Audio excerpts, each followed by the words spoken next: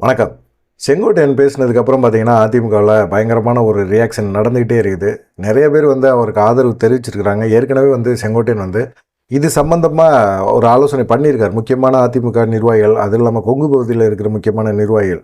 ஏன்னா, எடப்பாடி பழனிசாமிய கண்மூடித்தனமா ஆதரிக்கக்கூடிய நபர்கள் எல்லாமே பார்த்தீங்கன்னா, இப்ப செங்கோட்டையன ஆதரிக்கிற ஒரு மனநிலைக்கு வந்துட்டாங்க. குறிப்பா பார்த்தீங்கன்னா, வேலுமணி, தங்கமணி, கே.பி. அன்பழகன், திண்டுக்கல் சீனிவாசன், நத்தம் விஸ்வநாதன், சி. விஜயபாஸ்கர், ராஜேந்திர பாலாஜி, தளவாய் சுந்தரம், கடம்பூர் ராஜு, ராஜன் செல்லப்பா இவங்க எல்லாருமே பார்த்தீங்கன்னா, எடப்பாடி பழனிசாமிகிட்ட இருந்து விலகி, இப்போ பார்த்தீங்கன்னா, செங்கோட்டையனுக்கு ஆதரவு மனநிலையில் இருக்காங்க. இவங்கெல்லாம் செங்கோட்டையனா பேச்சுக்கு ஆதரவு குடுத்துருக்குறாங்க. இது கடந்த 1 மாசமா செங்கோட்டையன் இவங்கள்ட்ட எல்லாம் பேசியிருக்காரு, ஆலோசனை கேட்டிருக்காரு. ஆமாண்ணே, இதுதான் நல்ல முடிவு. ஏன்னா, இப்போ தென் மாவட்டங்களில் கண்டிப்பாக அதிமுக வெற்றி பெறவே முடியாது அப்படிங்கிறதுல நத்தம் விஸ்வநாதன், சி. விஜயபாஸ்கர், கடம்பூர் ராஜு, ராஜன் செல்லப்பா இவங்கெல்லாம் நினைக்கிறாங்க.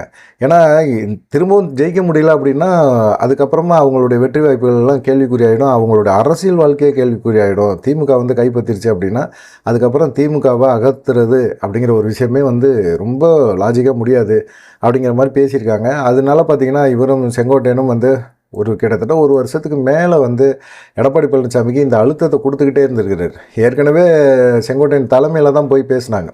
ஒரு 6 பேர் கொண்ட குழு பேசினாங்க. அது அப்பட்டமாக மறுத்தார் எடப்பாடி பழனிசாமி. எங்கே மறுத்தார்? தலைமை அலுவலகத்தில்.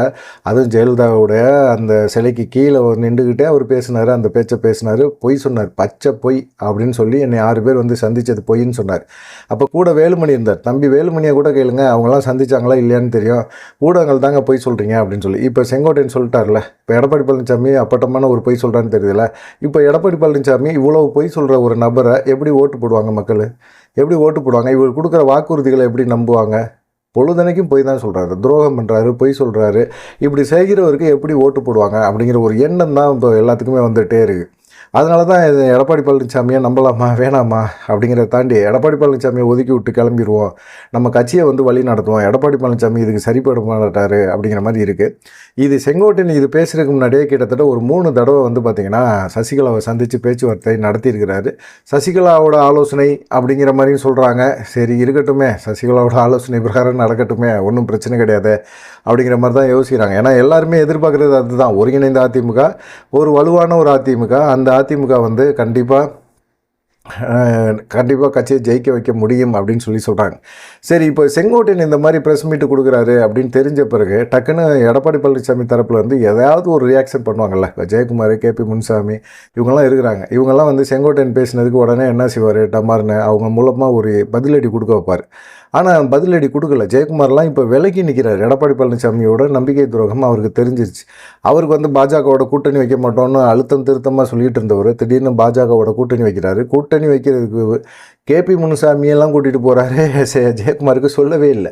சரி, வந்த பிறகாவது ஜெயக்குமாருக்கு ஃபோன் போட்டு இந்த காரணத்தினால தான் நாங்கள் பாஜகவோட கூட்டணி வைக்கிறோம், கோச்சிக்காத அப்படின்னாவது ஒரு வார்த்தை, ஒரு ஆறுதலுக்காக சொல்லியிருக்கலாம். அதையும் சொல்லலை. நீ எல்லாம் ஒரு பெரிய ஆளே கிடையாது அப்படிங்கிற மாதிரி எடப்பாடி பழனிசாமி ஜெயக்குமாரை சீண்டி விட்டார்.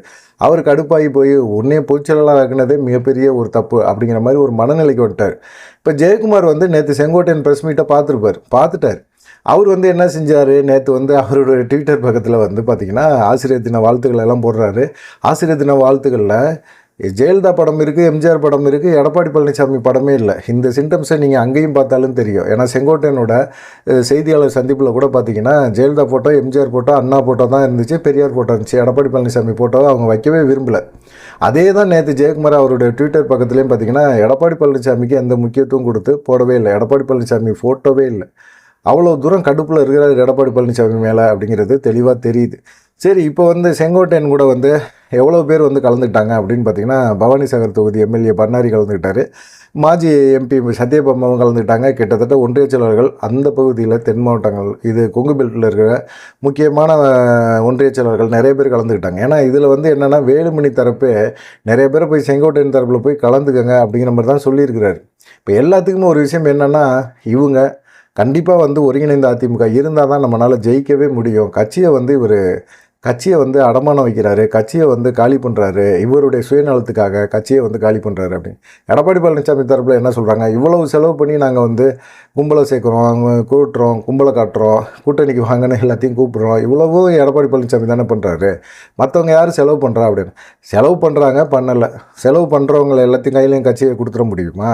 இது தொண்டர்களுடைய இயக்கம். இந்த இயக்கத்தை எப்படி வந்து வழி நடத்தணுங்கிறது ஒரு ரூல்ஸ் இருக்குது. ஆனால் அதெல்லாம் மீறி நான் செலவு பண்ணுறேன், செலவை பார்த்துக்கிறேன், அதனால் கட்சி என்கிட்ட தான் இருக்கணும் அப்படின்னு சொல்கிறத எப்படி ஏற்றுக்க முடியும் அப்படிங்கிற ஒரு கொஸ்டினாக அவங்கெல்லாம் வைக்கிறாங்க. அதுவும் உண்மை தான். அது ஏன்னு கேட்டிங்கன்னா அந்த அளவுக்கு போயிட்டுருக்கு. இப்போ வந்து இதனால் வந்து ஓபிஎஸ் தரப்பு, டிடிவி தினகரன் தரப்பு, சசிகலா தரப்பு இவங்கெல்லாம் ரொம்ப உற்சாகமாயிட்டாங்க. நேற்றெல்லாம் பார்த்தீங்கன்னா இந்த ப்ரெஸ் மீட்டெல்லாம் முடிச்சுட்டு செங்கோட்டையன் வந்து அவருடைய தோட்டத்து பங்களாவுக்கு போயிட்டார். அப்போ ஓபிஎஸ் ஆதரவாளர்கள் அந்த இதில் மாவட்ட செயலர்கள்லாம் போட்டிருப்பார்ல, அவங்கெல்லாம் நேராக செங்கோட்டையனை தேடி போயிட்டு ரொம்ப சந்தோஷண்ணே, நான் எங்கள் மனசில் இருக்கிற இதெல்லாம் நீங்கள் அப்படியே பேசிட்டீங்க, எங்கள் பாரமே குறைஞ்சி போச்சுண்ணே, அண்ணன் தான் உங்களை போய் பார்த்துட்டு உங்கள் பின்னாடி நாங்களும் இருக்கிறோம் அப்படின்னு சொல்லிட்டு ஒரு ஆறுதல் படுத்திட்டு வாங்க அப்படின்னு சொல்லியிருக்காங்க அப்படின்னு சொல்லி கை கொடுத்து பேசியிருக்கிறாங்க. இதுக்கு இடையில் எடப்பாடி பழனிசாமி செங்கோட்டையன் என்னையா பேசுகிறாரு அப்படிங்கிற மாதிரி ஒரு விஷயத்தை பார்க்கணும்.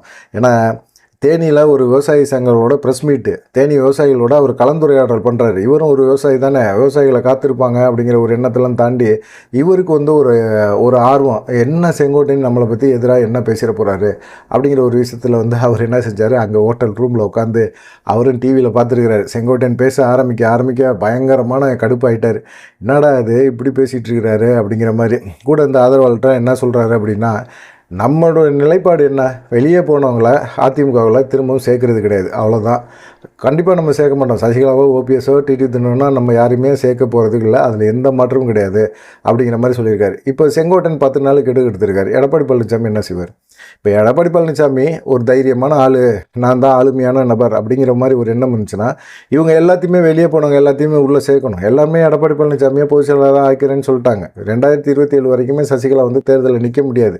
அதனால் அவங்களுக்கு எம்எல்ஏக்கான வாய்ப்பும் கிடையாது.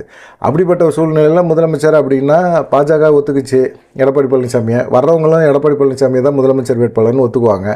ஆனால் எல்லாமே நடக்கும்போது ஏன் எடப்பாடி பழனிசாமி பயப்படுறாரு அப்படிங்கிற ஒரு கொஸ்டினை தான் வைக்கிறாங்க. இவங்க எல்லாம் உள்ளே வந்தால் இவங்க குரூப்பை சேர்த்துக்குவாங்க, அதுக்கப்புறமா நம்மளுக்கு அதிகாரம் போயிடும், அப்புறமா நம்ம பேச்சை யாருமே கேட்க மாட்டாங்க, திரும்பவும் சின்னம்மா அப்படிங்கிற ஒரு விஷயத்தை கையில் எடுப்பாங்க. இதெல்லாம் வந்து தேவையில்லாத ஒரு பிரச்சனை. இன்றைக்கி வந்து நம்ம பேச்சை கேட்குறாங்களோ இல்லையோ, நடிக்கிறாங்களோ இல்லையோ, ஆனால் நம்ம சொல்கிறதுக்கு அவங்க எதிர்பேச்சு பேசுகிறதுல பயம் இருக்குது, எடப்பாடி பழனிசாமி அப்படிங்கிற ஒரு பயம் இருக்குது. இந்த பயத்தை கண்டினியூ பண்ணணும். அதை விட பார்த்திங்கன்னா இவங்களை எல்லாத்தையும் உள்ளே சேர்த்தோம் அப்படின்னம்னா இவங்க பயப்படுறாங்க அப்படிங்கிறத எடப்பாடி பழனிசாமிலாம் சும்மாப்பா நான் தான் கட்சியில் சீனியர், நேற்று செங்கோட்டையன் கூட பேசும்போது சொன்னார்ல, கட்சியில் நான் எவ்வளோ பெரிய சீனியர் அப்படிங்கிற ஒரு விஷயத்தையும் சொன்னார்ல, அதுபோல் வந்து பேச ஆரம்பிச்சிருவாங்க. இதெல்லாம் நமக்கு சரிப்பட்டு வராது அப்படின்னு சொல்லி எடப்பாடி பழனிசாமி தரப்பில் வந்து நினைக்கிறாங்க. ஆனால் இதில் மிக முக்கியமாக பார்க்கப்பட வேண்டியது என்னன்னு கேட்டிங்கன்னா, இவங்க யாரையுமே உள்ளே சேர்க்க முடியாது அப்படிங்கிறத செங்கோட்டையன் ப்ரெஸ் மீட்டுக்கு அப்புறமும் எடப்பாடி பழனிசாமி அதை தான் யோசிக்கிறாரு. அப்படிங்கும்போது கண்டிப்பாக எடப்பாடி பழனிசாமி செங்கோட்டையன் 10 நாள் கெடு கொடுத்தது கூட எடப்பாடி பழனிசாமி பெருசாக வந்து காட்ட மாட்டார் அப்படிங்கிற மாதிரி தான் இருக்குது. சரி, இப்போ வந்து என்ன தான் பண்ண போகிறார் எடப்பாடி பழனிசாமி? செங்கோட்டையன் மேலே நடவடிக்கை எடுப்பாரா அப்படின்னா, செங்கோட்டையன் மேலே நடவடிக்கை எடுக்கிறதுக்கு வாய்ப்பு ரொம்ப கம்மி. ஏன்னா ஓபிஎஸ் போல் உடனே தூக்கி எறிஞ்சிட முடியாது. எப்படி எடப்பாடி பழனிசாமிக்கு ஆதரவு கொங்கு பகுதியில் இருக்கோ அதை விட அதிகமாக செங்கோட்டையனுக்கு தான் இருக்குது கொங்கு பகுதியில். இவங்களோட இதை வச்சு தான் அவர் வந்து ஒவ்வொரு ஆளாக டம்மி பண்ணணுங்கிற யோசனையில் இருந்தார். ஆனால் செங்கோட்டையனோட வளர்ச்சி வந்து இவருக்கு பிடிக்கவே இல்லை. அவர் வந்து ஆரம்ப காலகட்டத்திலேருந்து இருந்துக்க அரசியல்வாதி. அவருக்கான பேஸ்மட்டம் வந்து ஸ்ட்ராங்காக தான் இருக்குது. அதனால எடப்பாடி பழனிசாமி செங்கோட்டையனை டம்மி பண்ணால் தான் நம்ம எதிர்கால அரசியலில் நமக்கு அவர் வந்து இடைஞ்சலாக இருக்க மாட்டார். ஏன்னா நடுவில் கூட அமித்ஷாவை போய் சந்திச்சுட்டு வந்தார், நிர்மலா சீதாராமனையும் சந்தித்தார்.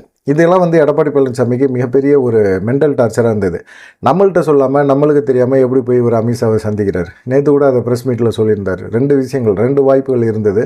2 வாய்ப்புகள்லையும் வந்து நான் வந்து வேணான்னு சொல்லிட்டேன், கட்சி நலனுக்காக வேணான்னு சொல்லிட்டேன் அப்படின்னு சொல்கிறார். ஒரு விஷயம் வந்து கூவத்தூரில் சசிகலா வந்து ஏற்பாடு பண்ணது, முதல்ல சூஸ் பண்ணது செங்கோட்டையனை தான். கட்சியை வந்து ஒருங்கிணைந்து கொண்டு போகக்கூடியவர் அவர் தான். ஆனால் அப்போது கூவத்தூரில் இருந்த எம்எல்ஏக்கள் எல்லாமே என்ன செஞ்சாங்க, கிட்டத்தட்ட ஒரு 122 பேர் நினைக்கிறோம். அவங்க எல்லாமே என்ன யோசித்தாங்க அப்படின்னா, கண்மூடித்தனமாக இவங்களை ஆதரிக்கணும் அப்படின்னோம்னா எங்களுக்கு பட்டுவாடா பண்ணிடுங்க, பணப்பட்டுவாடா பண்ணிடுங்க அப்படிங்கிற மாதிரி ஒரு எண்ணத்தில் இருந்தாங்க. எல்லாருமே ஒரு அமௌண்ட்டில் இருந்தாங்க. அந்த அமௌண்ட் எல்லாமே செங்கோட்டையன் வந்து முதலமைச்சர் ஆன பிறகு உங்களுக்கு வந்து நான் செய்கிறேன் அப்படின்னு சொல்லியிருந்தார். ஆனால் எடப்பாடி பழனிசாமி என்ன செஞ்சார், இங்கேருந்தே நான் செய்கிறேன் அப்படின்னு சொல்லிட்டு அப்போ அவர் பொதுப்பணித்துறையில் இருந்தார். அதனால் வந்து பார்த்திங்கன்னா எல்லா கான்ட்ராக்டுக்காரங்களும் அவங்கவுங்க எம்எல்ஏ வீட்டில் கொண்டு போய் அவங்க கேட்குற அமௌண்ட்டை கொடுத்துட்டு வந்துருங்க அப்படின்னு சொன்னாங்க. அதில் வந்து எம்எல்ஏக்கள்லாம் ரொம்ப சந்தோஷமாயிட்டாங்க. சரி உடனே ஏற்பாடு பண்ணுறாரு, டெம்பரவரியாக தானே இவர் இருப்பார் எடப்பாடி பழனிசாமி, நம்ம சிறைக்கு போயிட்டு வந்தோன்னே பார்த்துக்குவோம் அப்படின்னு சொல்லிட்டு டெம்பரவரியாக தான் எடப்பாடி பழனிசாமியை கொண்டு வந்து போட்டாங்க. அன்னைக்கே அந்த பிரச்சனையை சால்வ் பண்ணணும் அப்படிங்கிற ஒரு முடிவில் தான் சசிகலா பண்ணாங்க.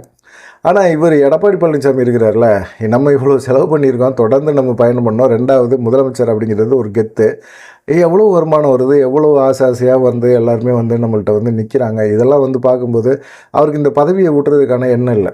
அப்போ வந்து அவருக்கு என்ன, இந்த பதவியை சசிகலா வந்தாங்கன்னா இல்லை உள்ளே இருந்து குடைச்சல் கொடுக்குறது யார் அப்படின்னா டிடிவி தினகரன். டிடிவி தினகரன் வந்து எடப்பாடி பழனிசாமிக்கு எதிராக கவர்னர்கிட்ட போய் ஊழல் குற்றச்சாட்டு சொல்கிறாரு அப்படின்னோன்னா அவரை தூக்குறாரு.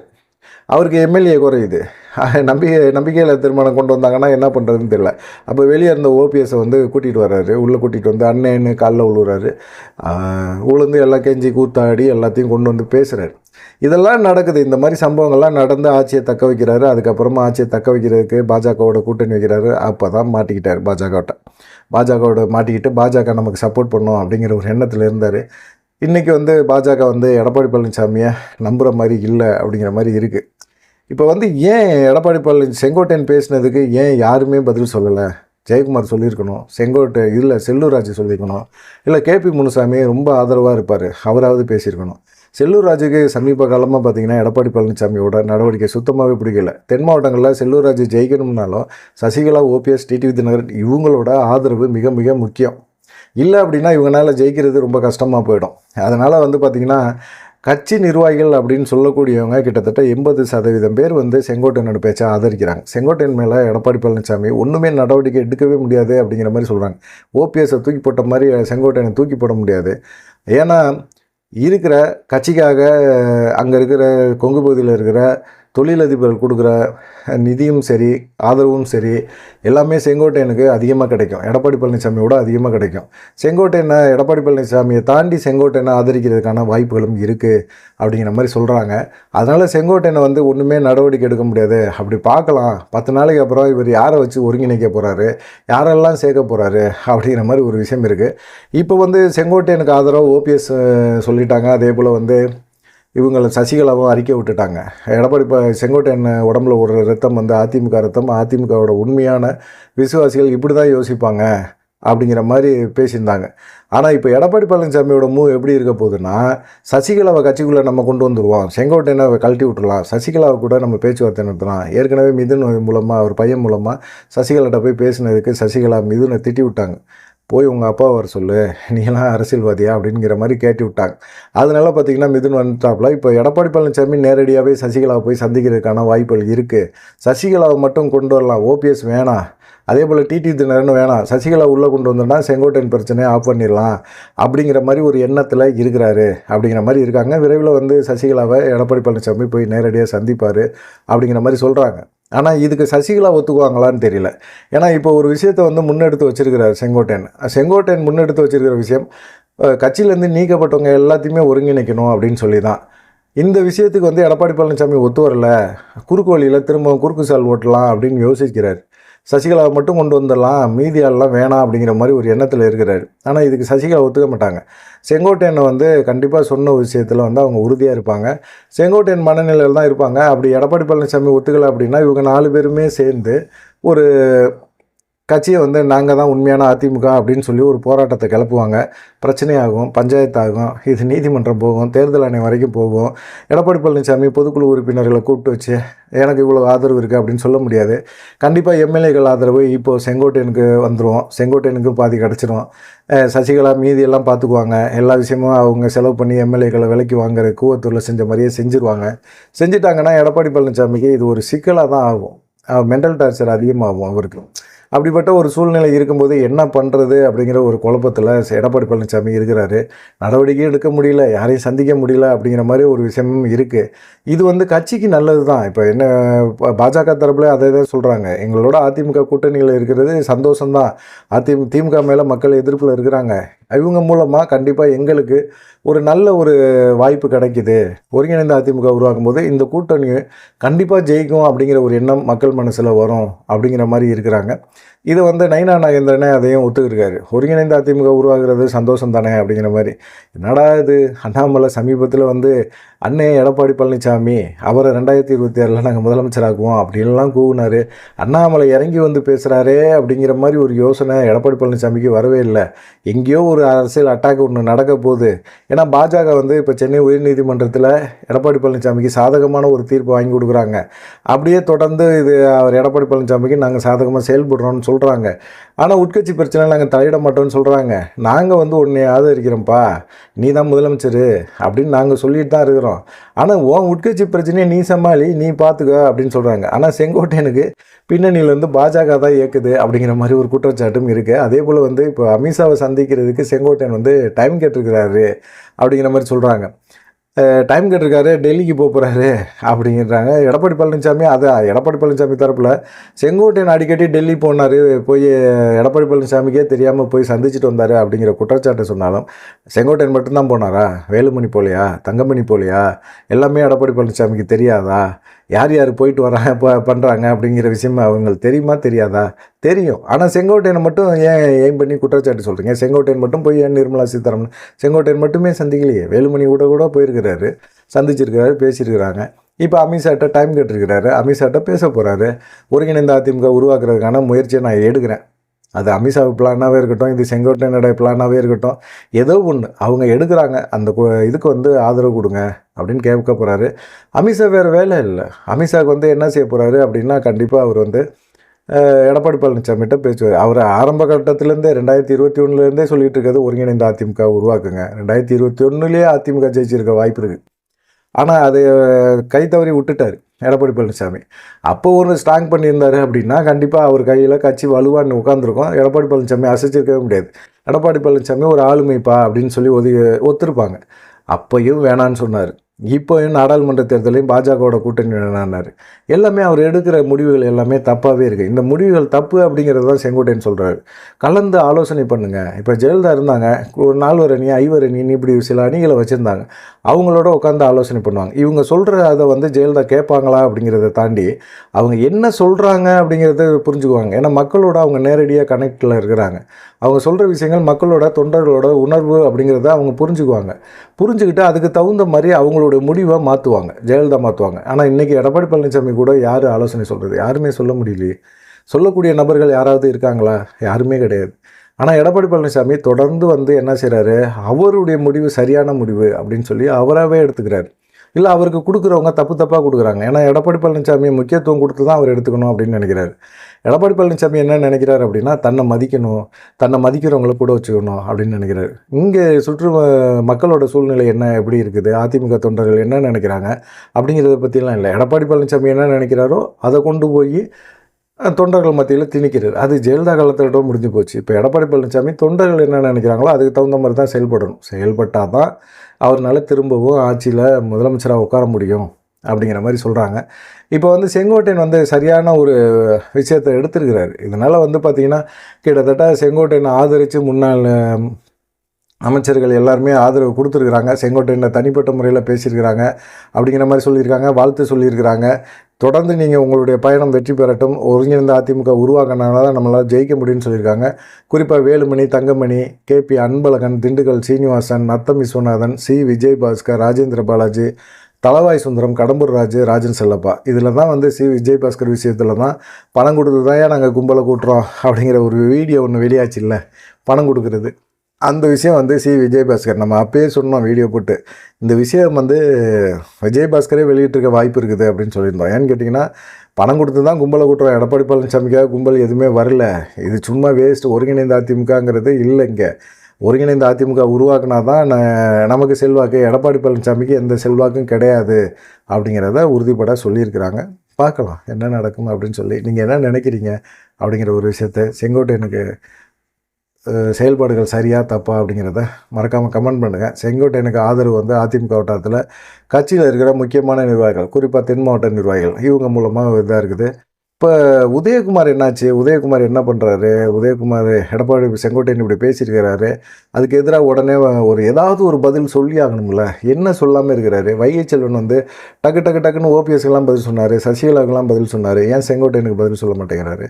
எடப்பாடி பழனிசாமி யாரையாவது சொல்லி நீங்கள் பதில் சொல்லுங்கள், நான் பேசிக்கிறேன் அப்படின்னாவது பேசியிருக்கலாம்ல. அவருக்கு நல்லா தெரியும் எடப்பாடி பழனிசாமிக்கு இது பாஜக பின்னாடி இருந்து இயக்குது. ஒரு சைடு நம்மளை உசுப்பேற்றி கையில் தூக்கி வச்சுக்கிட்டு நம்மளை கொண்டாடுற மாதிரி ஒரு சைடு வந்து பேசுகிறாங்க. ஆனால் நம்ம சொல்கிற எந்த விஷயத்தையும் கேட்க மாட்டேறாங்க அப்படிங்கிற மாதிரி ஒரு விஷயமும் இருக்குது. ரெண்டாவது வந்து இப்போது தொகுதி பங்கீடு சம்பந்தமாக அமித்ஷா வந்து மத்திய தமிழக பாஜக நிர்வாகிகளோட அமித்ஷா வீட்டிலே வந்து ஒரு கலந்து ஆலோசனை பண்ணியிருக்கிறார். அதில் வந்து கிட்டத்தட்ட ஒரு 60 தொகுதிகளுக்கு மேலே பாஜக கேட்குறாங்க. இது எடப்பாடி பழனிசாமி ஒத்து வர மாட்டேங்கிறாரு. இவர் ஒத்து வரலைன்னா இவர் கையில் கட்சி இருக்கிறது வேஸ்ட்டு, இவரை நம்பி நம்ம இருக்கிறது வேஸ்ட்டு. அதனால் கட்சிக்குள்ள ஒரு குழப்பத்தை ஏற்படுத்தணும்னு செங்கோட்டையனை கொம்புசி விட்டாங்க அப்படிங்கிற மாதிரி ஒரு தகவலும் இருக்குது. 60 தொகுதி அவங்களுக்கு கொடுத்தா எடப்பாடி பழனிசாமிக்கு எந்த பிரச்சனையும் வராது அப்படின்னு சொல்கிறாங்க. ஆனால் தெரிஞ்சோ தெரியாமலோ செங்கோட்டையனை தூண்டி விட்டவங்க ஒரு நல்ல பாதையில் தூண்டி விட்டுருக்குறாங்க. அதிமுக இதை தான் ரொம்ப வருஷமாக எதிர்பார்த்துட்டு இருக்குது. ஒருங்கிணைந்த அதிமுக வந்து கண்டிப்பாக திமுகவுக்கு மிகப்பெரிய ஒரு போட்டியாக இருக்கும் அப்படின்னு சொல்கிறாங்க.